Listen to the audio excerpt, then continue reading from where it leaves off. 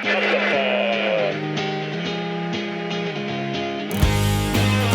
really tied into the community here in Portland. The Luxury Club comes to visit the new Kids Soccer Club.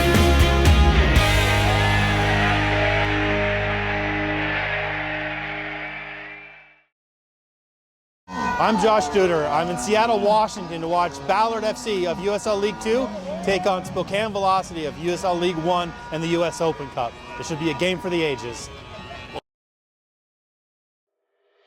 Welcome to Washington, to the Emerald City. Today, we followed I-5, or the Yellow Brick Road, into Seattle and specifically into a soccer hotspot called Ballard. We aren't here to find Ozzy Alonso, Dempsey, or Yedlin, or any other Sounder.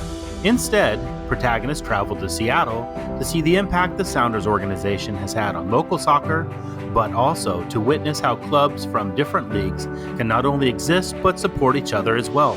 We came to watch Ballard FC of USL League 2 host Spokane Velocity in round 1 of the 2025 US Open Cup, and then to share where we ate, drank, shopped, and stayed on our away day in the neighborhood of Ballard.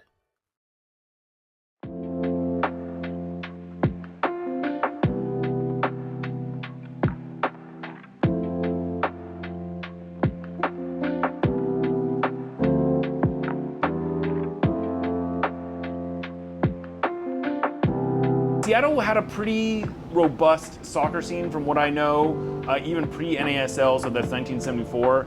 The German roots of Seattle soccer run pretty deep, and you can actually draw that back to like Adrian Hanauer, who's the owner of the Sounders. He is a German immigrant. Brian Schmetzer, who is the coach of the Sounders, is a German immigrant. Both of them are from Seattle.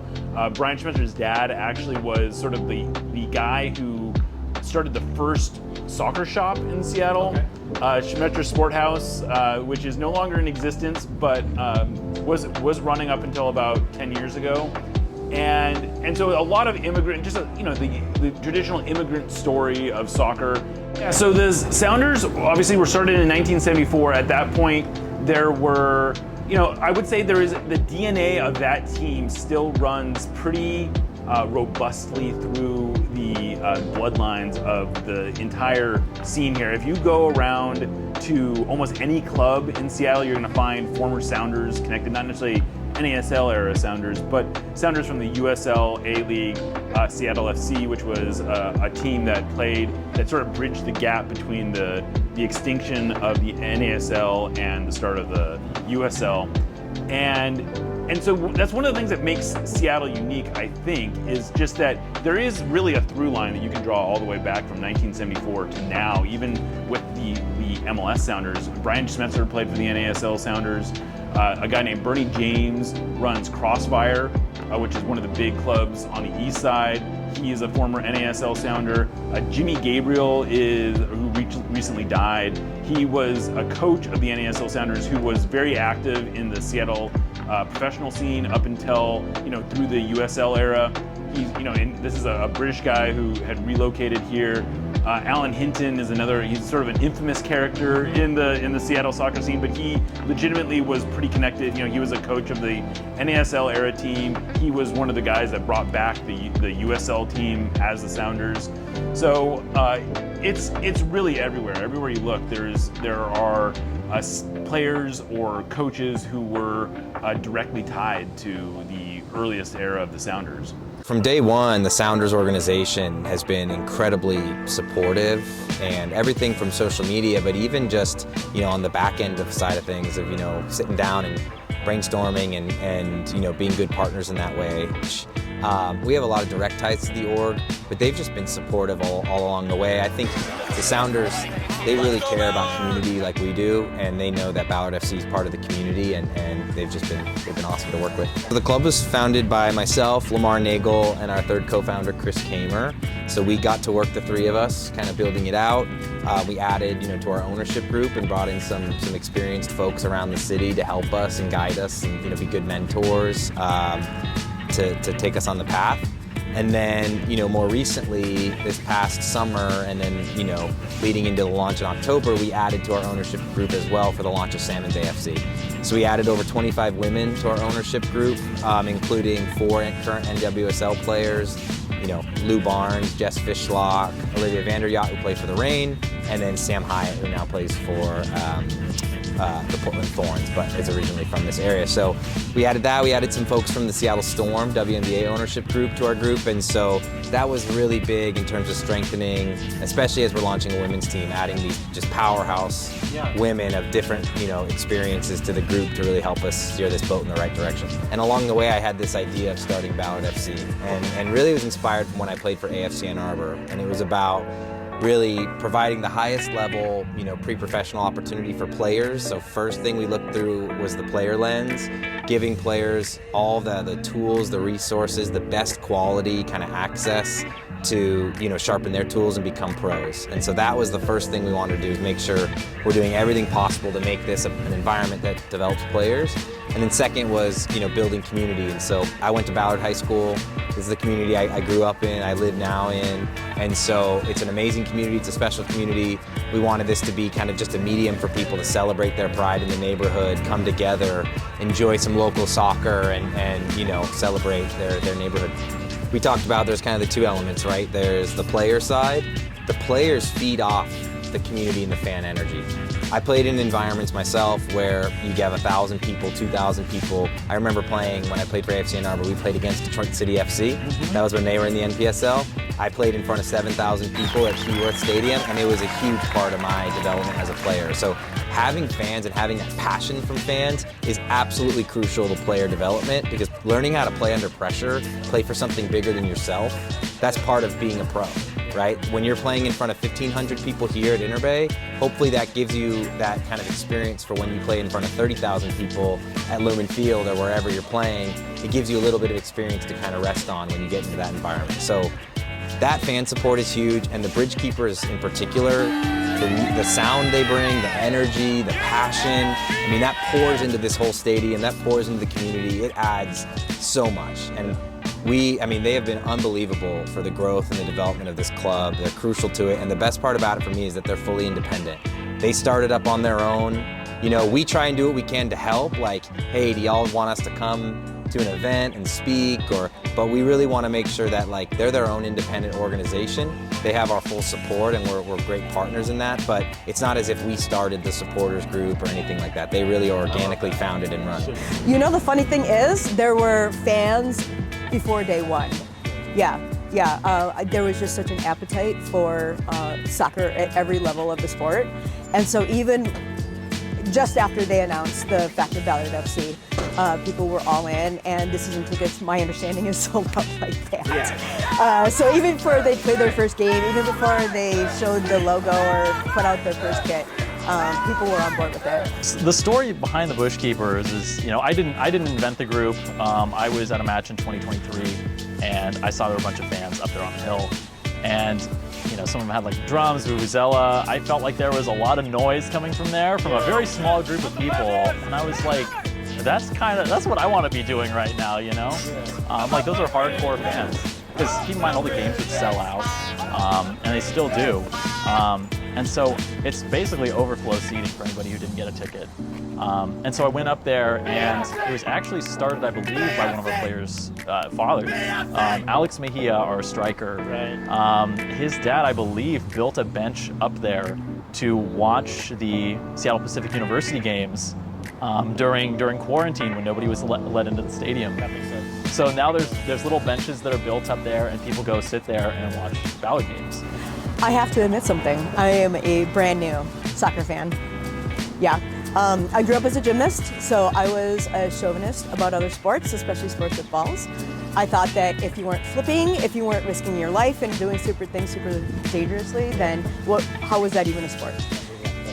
I didn't think so. I really didn't think so. And this is really embarrassing to admit, but I'm going to admit it anyway. Over the pandemic, I watched Ted Lasso, and my mind opened a little bit. And then Ballard FC started in the winter of 2022, and I went to my first game at the end of that season. And after the first game, I was hooked, immediately hooked. I just think it's how natural, and community-oriented it really is. I started coming to games. I didn't know anybody who was part of the club, any of the players and whatnot. I just kind of saw an advertisement for it. I saw a game happening because I had a friend who lived in the area, and I came over and I was like, shit, I want to get tickets for this. And it was sold out. Were you a soccer head before? I was, yeah. Sounders Sounders guy, guy? Borussia Dortmund. You know, I would try to follow some of the European leagues, but not locally besides the Sounders. Tell us about Miladies. What led the supporters to gather here before a match? Yes. Well, this is just a wonderful Irish bar. It's been here in the neighborhood for decades. It's an institution, and let's face it, we love a good Guinness. It's just so classic before a football game. I was going to ask you, what do you get before a game? Is there anything food-wise that they do particularly well? Everything. Okay. Yeah. Their burger, though, honestly, is my favorite. That's what I'm aiming Yeah. for. Uh-huh. So yeah, part of what we're doing is we're trying to tell people, if you visit Ballard, Yes. where do you go and what do you eat? Well, actually, I believe this is technically Queen Anne here. This is Queen Anne? Yes. Okay. Yeah. Well, while we're in Queen Anne, Yes. you eat like you're in Queen Anne, so get a burger. So get a burger, my ladies. That's right. Yep. Yeah, so I haven't been to every single restaurant in the Ballard area. However, there are a lot of great local spots that I have been to. There are a lot of there's some breweries here. There's a lot of great sports bars. Slim Goody's one of my favorite. It's up the street. There's a lot of local great coffee shops as well. I love going to Anchored Ships, just immediately next door to the Ballard Inn. So you can't really go anywhere in Seattle not think about coffee. So definitely the coffee shops are definitely my favorite in the neighborhood. We stayed at the Ballard Inn, a part of Hotel Ballard, with gym access and secure parking, affordable and geographically ideal. It's a short drive to Inter Bay Stadium just over the Ballard Bridge. Technically, the stadium is in Queen Anne, and we found good burgers at Milady's Irish Pub, where the bridge keepers met up to organize their march to the match. Back across the bridge, we explored Ballard by foot and found great spots for food, beer, and coffee. Want a latte? Try Anchored Ship. McLeod's wasn't open yet, but they're well known for good fish and chips. The Lock and Keel was open and looked like a great spot to grab a beer and some pinball. We checked into Tactics Skate Shop. It was sick. You must visit the Rough and Tumble Bar, then grab breakfast at Salmon Bay Cafe. It's a throwback to simple classics done extremely well. What if Ballard gets to like the third or fourth round and plays Seattle? Who do you root for? I mean, Ballard. For me, it's like it's so obviously Ballard, and It's you a know, love story, right? it is. Soccer romantic. But like if Seattle wins, you're like good. You're on board with that too. Yeah, I A mean, little bit of heartbreak. yeah. I mean, to be fair, the Sounders won't be playing this year because they are absent. It is fun. It is a fun tournament. I have been to that's how I actually really first got into the Sounders, was going to see them in the Open Cup. I want to say the first Sounders game I attended, the first competitive game I attended, was a game against the LA Galaxy at Starfire. Atlanta Donovan was playing in that game, which was, to see him. Starfire is this tiny little stadium that's on the outskirts of town, technically in another town, and it's just this great little environment. There's a train that runs right behind it. It's got this row of pine trees that sort of mimic that covers that up. But it's this, it's a throwback era. The way I used to always say it is that it's sort of like getting to watch that big band at the small club. Yeah. So what do you got tonight? Who wins? It's gonna be a tough one, man. I gotta say Ballard.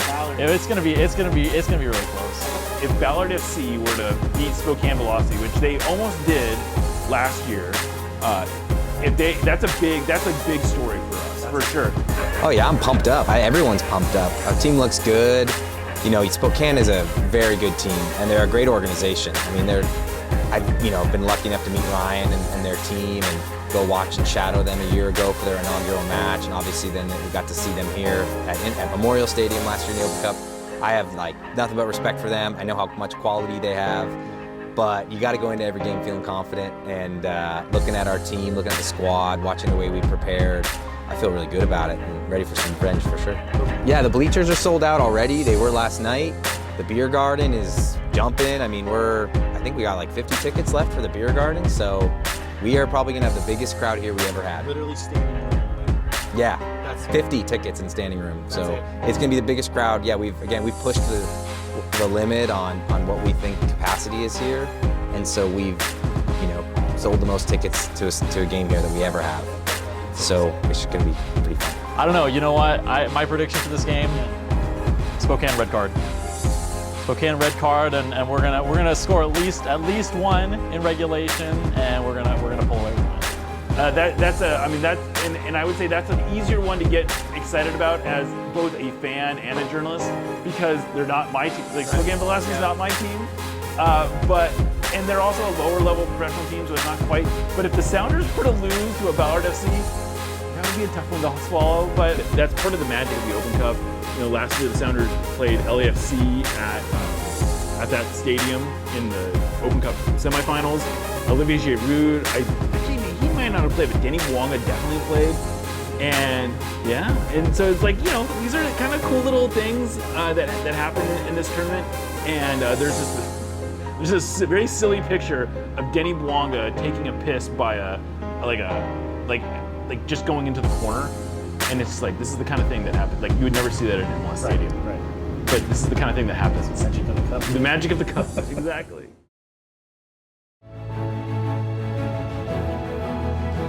Interbay Stadium was sold out and the crowd was hyped up. We knew fans from around the neighborhood, with posters in every window, would be there.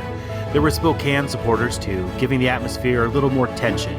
Last year, the visitors saw their team steal victory in the dying moments of extra time and advance in the cup. This year, Ballard soccer romantics hoped the magic of the cup might go a different direction.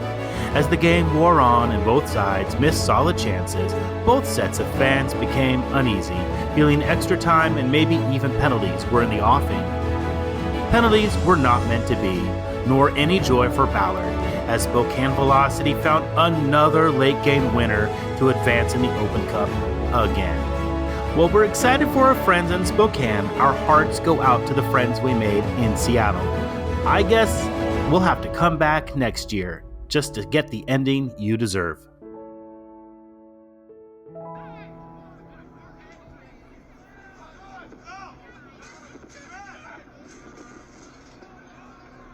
Play this through again. Chance to shoot. Blocked and in! Anwar Pelaez! 2 hours in! 1-0 Spokane! Oh my goodness. Maybe something on. This has got to be one of the last chances of the game. It's Brummett. Oh my gosh! Ryan Belichuk! What a save! He has no business saving that. 5 minutes passed. Floated ahead. Flicked forward! Yes! But no! The flag is up for offside!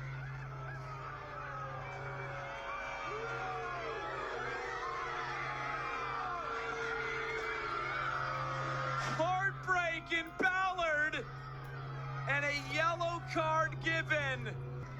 Oh my gosh, what a roller coaster. The magic of the US Open Cup.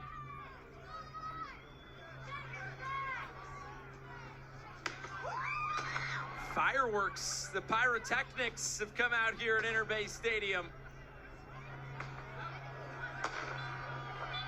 And the referees ended this. Spokane Velocity win a dramatic extra time game here in Seattle. They were made to work for this one, and they survived Ballard FC for a second straight season.